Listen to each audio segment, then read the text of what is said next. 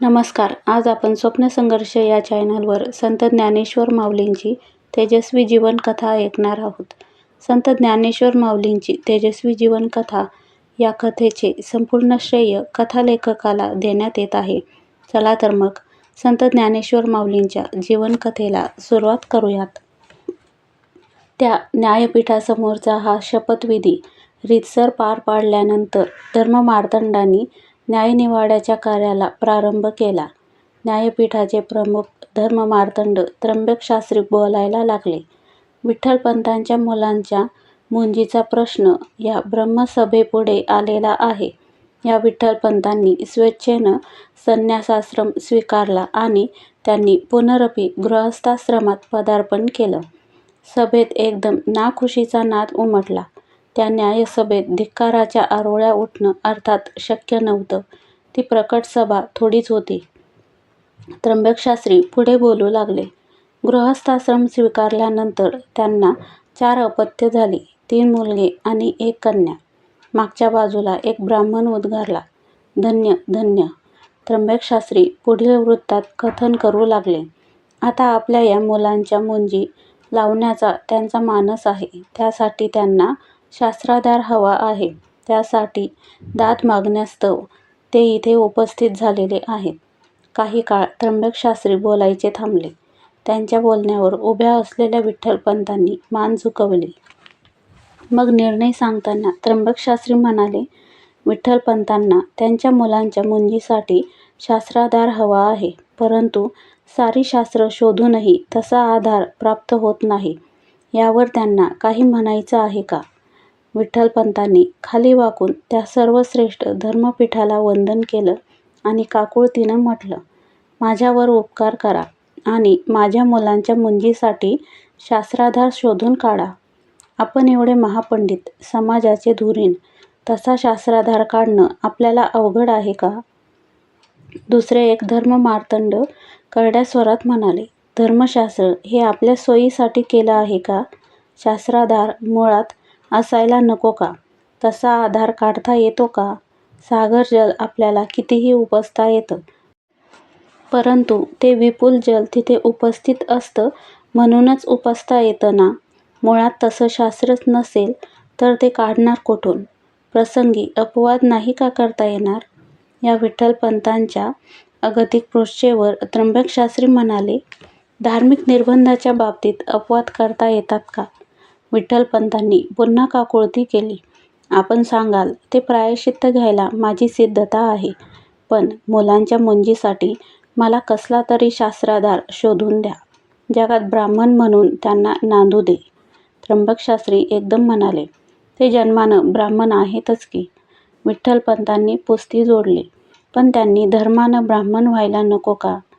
नाही होता येणार त्यांना धर्मानं ब्राह्मण, तुमच्या घोर अपराधामुळे. विठ्ठलपंत पुन्हा म्हणाले, मी घेतो ना त्या घोर अपराधासाठी प्रायश्चित्त. मग तर झालं. त्र्यंबकशास्त्री एकदम कडाडले. देहांत प्रायश्चित्त. त्या शांत सभेत एकदम वीज कडाडल्याचा भास झाला. परंतु विठ्ठलपंत मुळीच विचलित झाले नाहीत. देहांत प्रायश्चित्त घेण्याची त्यांची सहज सिद्धता होती. कारण त्यांना स्वतःच्या देहाचे बंध मुळीच उरले नव्हते. मात्र त्यांच्या बदल्यात त्यांना मुलांच्या मुंजीसाठी शास्त्राधार हवा होता.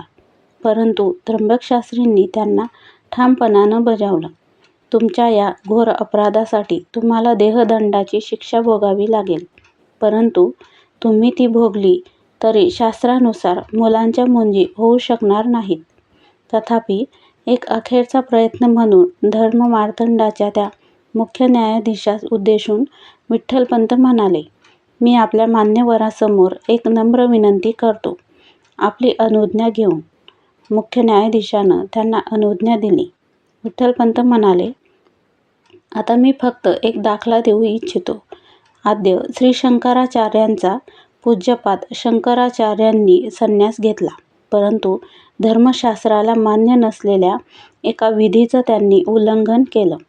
संन्यासी पुरुषाला अंत्यसंस्कार करण्याची अनुज्ञा नसते. संन्यास घेतल्यानंतर त्यांनी आपल्या मातेचे अंत्यसंस्कार केले आणि पुन्हा त्यांनी संन्यास आश्रम पत्करला. पण त्यांना धर्मपीठानं कसलंही शासन केलं नाही. पण आपण मला मुख्य न्यायाधीशमध्येच म्हणाले, तुम्हाला हे शासन का? असंच म्हणायचं आहे ना? त्या महापुरुषाची तुलना करायला तुम्ही कसे धजता? शेवटचं सांगतो की तुम्हाला देहांत प्रायश्चित्त घ्यावं लागेल.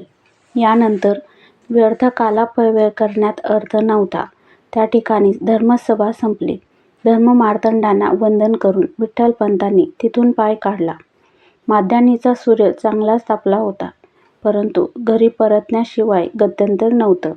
भालप्रदेशावरील धर्मबिंदू उपरण्यानं टिपत विठ्ठलपंत घरची मार्गक्रमणा करीत होते. आता घर काय आणि दार काय सारं सारखंच होतं. घरी जाऊन तरी ते आता काय सांगणार होते? घरच्या साऱ्यांनी त्यांना लांबून येताना बघितलं होतं. खाली मान घालूनच ते येताना दिसत होते. त्यावरूनच काय घडलं असावं या गोष्टीची कल्पना येत होती. विठ्ठलपंतांनी घरात पाऊल टाकलं तरी कोणीही काही बोललं नाही. तेही कुणाशी काही बोलले नाहीत.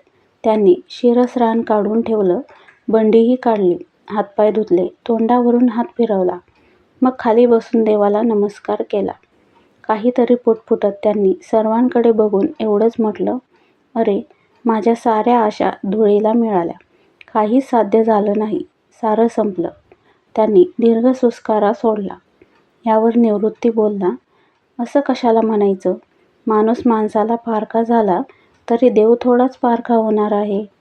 अरे, देवाजीच्याच मनात तुमच्या मुंजी होऊ नयेत असं असेल तर काय करणार? मुंजी झाल्या नाहीत तरी आमचं ब्राह्मण्य कोण हिरावून नेणार आहे? देवानंच आम्हाला ब्राह्मण कुळात जन्म घालून ते ब्राह्मण्य आम्हाला दिलेलं आहे. सुचिना श्रीमता गेहे असा हा आमचा जन्म. मग आपण कशाला करायची त्या ब्रह्मवृंदांच्या निर्णयाची चिंता? यावर ज्ञानेश्वर म्हणाले, निवृत्तीदादा, असं म्हणू नकोस. तो ब्रह्मवृंद समाजाचं नियंत्रण करतो, धारण करतो. समाजानं जर त्यांचा शब्द मानला नाही तर समाज कुठल्या कुठे भरकटला जाईल. सर्वत्र अनागोंदी माजेल.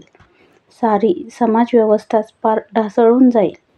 यावर निवृत्ती काही बोलणार एवढ्यात विठ्ठलपंत उद्वेगाच्या स्वरात म्हणाले, मला खूप काही बोलायचं आहे रे तुमच्याशी. पण माझी जिव्हा पार सुकून गेली आहे. मन मोडावून गेलं आहे. शरीरातलं त्राणच पार निघून गेलं आहे. संत ज्ञानेश्वर माऊलींची तेजस्वी जीवन कथा या कथेचा उर्वरित भाग आपण पुढील कथेत बघूयात. तोपर्यंत आपल्याला कथा आवडल्यास लाईक, शेअर, सबस्क्राईब करा.